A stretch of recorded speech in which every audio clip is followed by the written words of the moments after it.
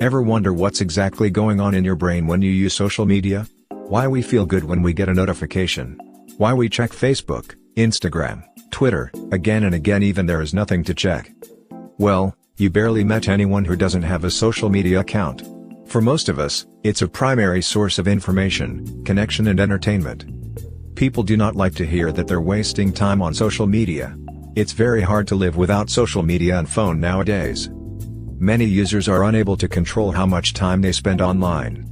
Of course, there are pros and cons, but we need to address the psychology harm caused by using too much social media. Dopamine. Dopamine is a chemical produced by our brain. It's very important to motivate behavior. It gets released when we exercise, have delicious food, sex and when we have social interaction. It's a feel-good chemical. That's why it feels good when we get text or a response on social media. That's why we count the likes and we go back very often to check the notification on Facebook, Instagram, Twitter, WhatsApp etc. Dopamine is the exact chemical that we get when we gamble, when we smoke, drink alcohol and take drugs like cocaine. In other words, it's highly addictive.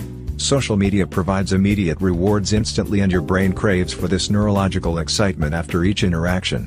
It's spike our dopamine every time we spend time on these social apps. Attention. Many social media companies hire individuals called attention engineers who use principles from gambling and try to make the product as addictive as possible.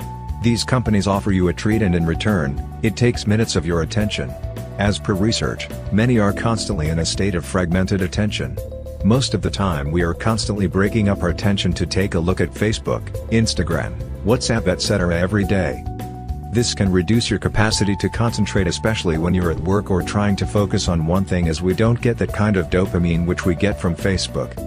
We get high when we use social media as it spikes the dopamine and we go back again and again to get more of it, which cause a huge distraction and attention problems. We are so attached to our digital life that we sometimes feel our phone vibrating when they aren't even vibrating. Depression. The depression and anxiety have gone up as social media become more popular. You may have never heard of Facebook depression, but it exists. People compare themselves to others, which may cause depression and jealous. We check other people's lives through social media to know what's going on in their life. Most of us live in fear of casting out. When there is no response or notification, we feel bad. Spending more time on social media causes you feel lonely and isolated. People tend to make themselves better off on social media than they really are. We become less satisfied with our lives when we spend more time on social media. We alter our consciousness by using social media, which isn't even real.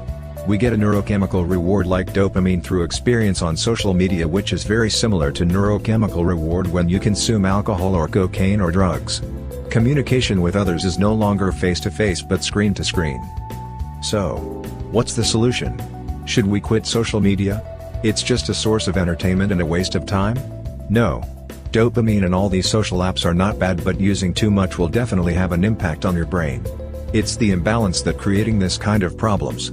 Many people use social media not as a source of entertainment but as a source of information related to news, education and many more. Moderation is the key. Make sure that it doesn't control you. Turn it off and try to live without social media for 1 week just to check who is in control. Thank you for watching.